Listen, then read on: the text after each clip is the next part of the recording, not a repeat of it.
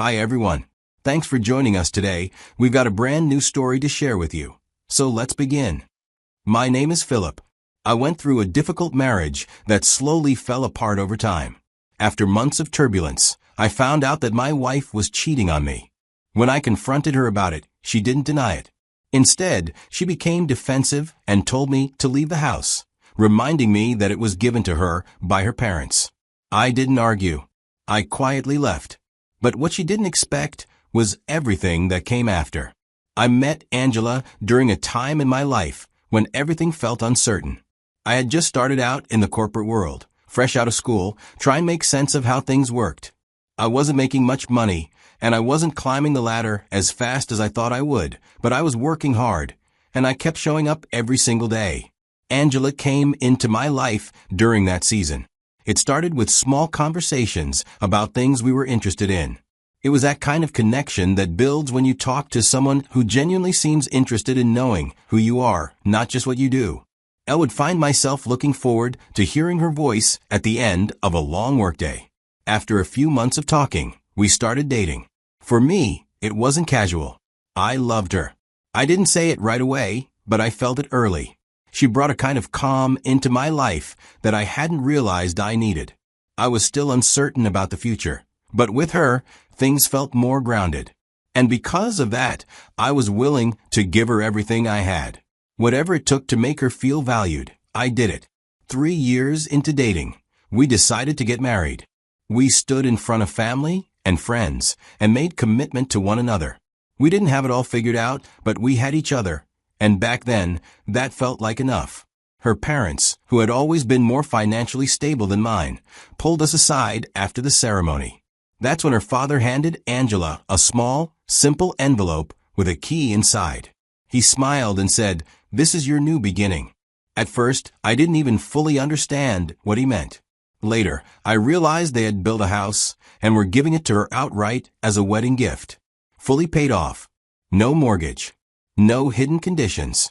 Apparently, they'd planned it years in advance, saving and building quietly, and had it ready just in time for our big day. To be honest, I was stunned. At that point in our lives, Angela and I were still renting a small apartment. That gift was life-changing. It meant we could start our marriage without the crushing pressure of monthly rent or a looming mortgage. I didn't care that the house was technically gifted to her. We were building a life together, and this gave us breathing room. The first few months in that house were some of the most peaceful. There was balance. I remember thinking, this is what marriage is supposed to feel like. Back then, we were just two people trying to grow, side by side. That house felt like a foundation of hope, stability, and shared dreams. I had no idea that years down the line, it would be the very thing used against me. Looking back, I can't say our marriage broke overnight. Over the years, I began to notice changes in the attitude of my wife. I was career-driven, yes, but not obsessed. I believed in putting in the work, but also making time for the people you love. That time mattered to me. At some point, Angela started to match or even exceed the career energy I was putting into work. And on the surface, I respected it. She was passionate, smart, and I wanted to be the kind of husband who encouraged her growth. But the problem wasn't that she became ambitious. It was how that ambition began to take over everything else. She started working later and later. At first, it was the occasional late night at the office. Then it became the norm. She'd say things like, "This project is high priority," or "We have a team strategy meeting," or "We're going off-site for training." Those trainings and events started happening out of town. First, once every couple of months. Then, almost every other week. And I kept trying to be supportive. But I'd be lying if I said it didn't hurt watching her drift further and further from the home we shared. On the days when she was home, she was usually drained. Conversations were brief. We'd talk about things like who was picking up groceries, what bills were due, or which one of us needed to call a family member back. There was no warmth in it anymore. Intimacy disappeared. Not just physically. I mean the closeness, the inside jokes, the playful nudges, the simple "how was your day?" That meant something. It faded, and I started to feel like a background character in my own marriage. What made it even harder was that I didn't know how to bring it up without sounding selfish. She was chasing success, and I knew how much that meant to her. So I swallowed a lot of the frustration, trying to believe it was just a phase. There's something deeply unsettling about living in the same house with someone who no longer talks to you like they used to. At first, it was just small things.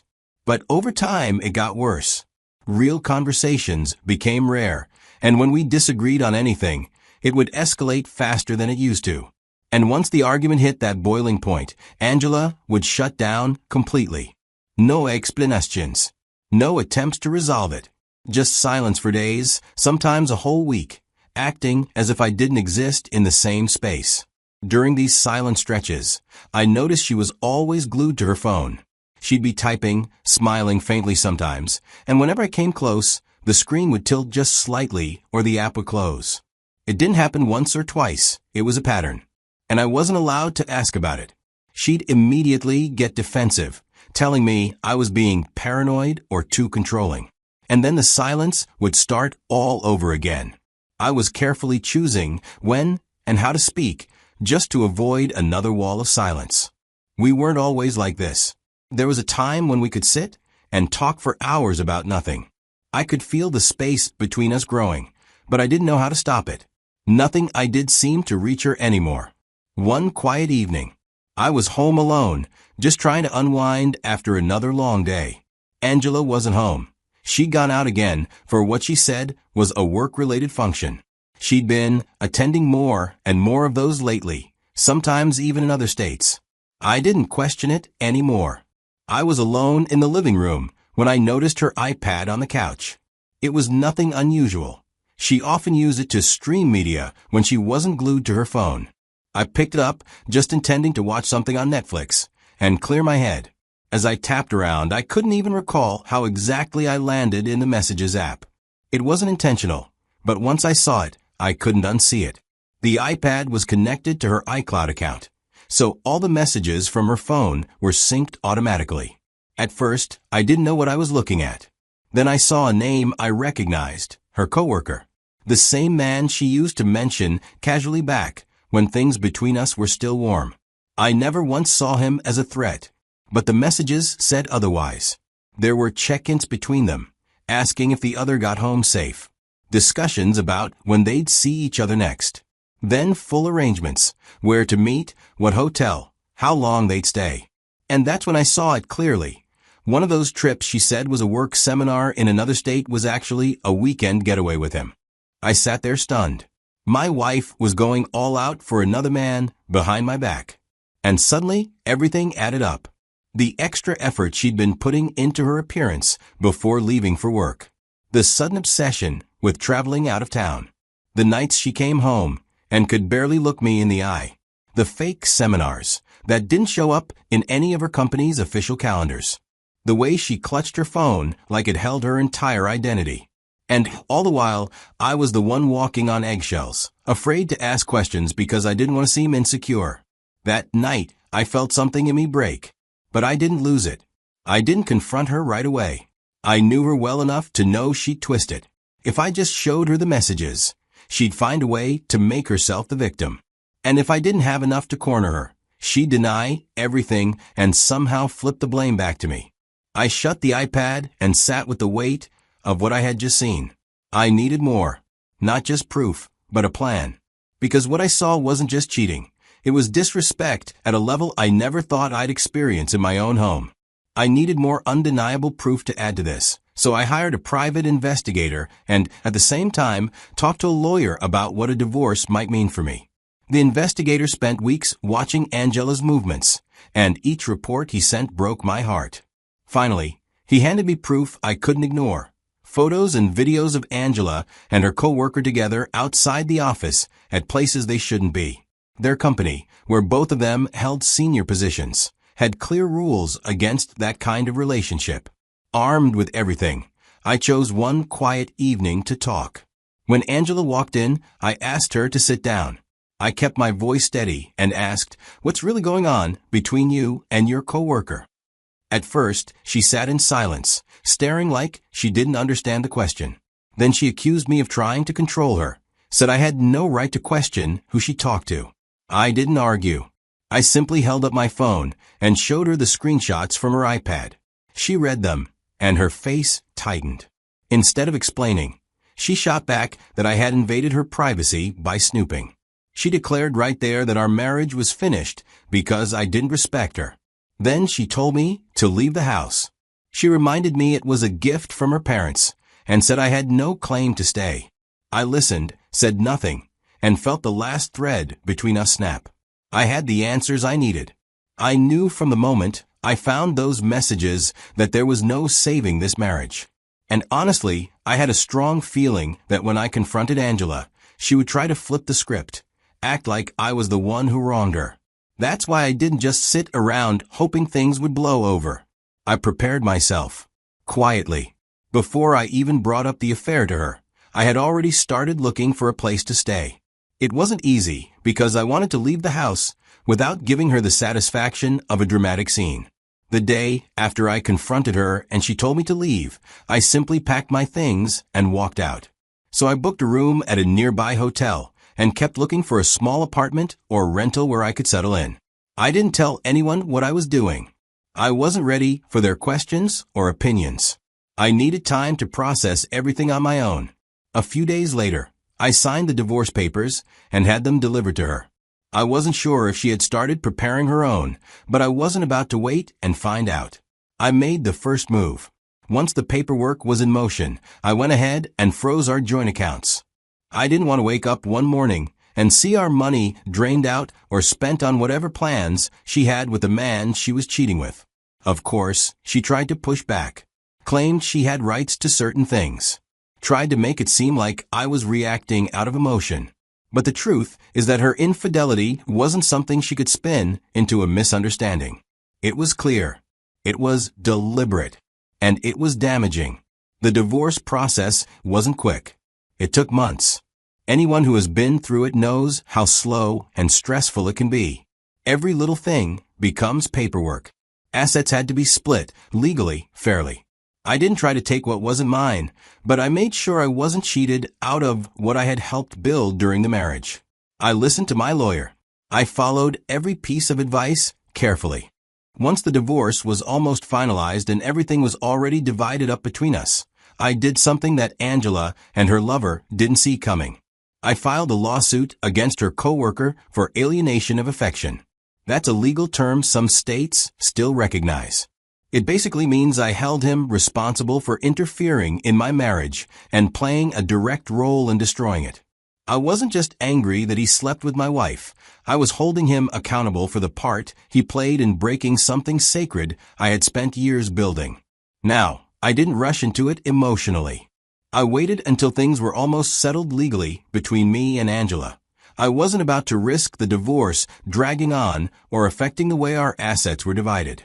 But once I was in the clear and my lawyer gave me the go-ahead, I filed the paperwork. I had already gotten evidence through the private investigator. Not long after the court summons was delivered, her lover reached out to me directly, panicked. He asked if we could find a way to settle outside of court.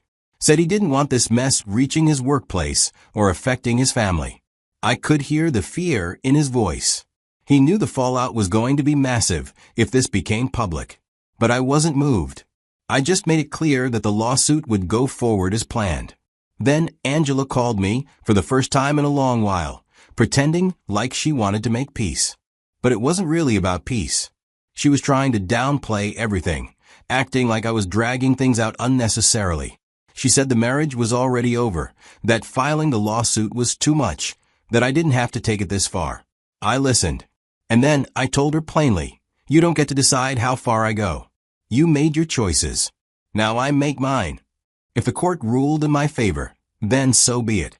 If the public found out, that was on them. But what I wasn't going to do was let it all slide just because they were suddenly uncomfortable. Once the lawsuit became official, word started spreading because it was documented, serious, and public.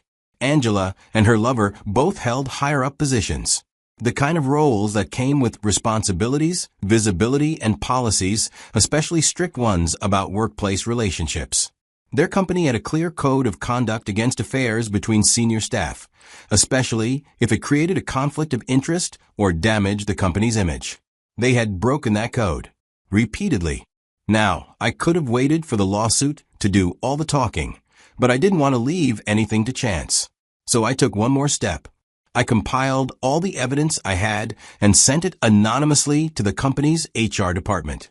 It didn't take long. Within a week or so, I started hearing whispers from mutual contacts. The company had launched a formal investigation. Angela and her lover were both quietly suspended while the matter was being reviewed, but I knew what was coming. Then came the lawsuit verdict. I won. I didn't celebrate like I'd won a jackpot because, truthfully, the money wasn't the reason I filed in the first place. And when the lawsuit made headlines in certain circles, their company couldn't ignore it anymore. They were forced to act. Not long after, both Angela and her lover were terminated from their roles. The damage had reached their front doors. Angela found out before I did. She got the email, the letter, whatever it was. And shortly after, I got a message from her. A long, emotional text filled with insults and pure rage. She called me all sorts of names, accused me of ruining her life, said I was heartless, said I didn't have to go that far. But I didn't respond, because in that moment, I knew something she didn't. Justice isn't always loud. Sometimes it's a quiet, cold reminder that actions have weight. Looking back now, I wouldn't wish that kind of betrayal on anyone. It wasn't just the cheating. It was the way it all unfolded. The silence, the lies, the cold distance that crept in so gradually. Being kicked out of a home I once believed we built together. Being blamed for snooping instead of being respected enough to be told the truth. It was a lot. But here's the thing. I kept my head clear, even when my heart was a mess. And I used my pain as fuel. And I let the truth speak louder than any emotion ever could. In the end, justice was served. Her lover got what was coming to him. And she lost the job she used as an excuse to neglect the marriage in the first place. I don't feel sorry for how it turned out. Not anymore. Because when someone tries to break you and you come out of it standing taller than before, there's nothing more powerful than that. So, thank you for listening.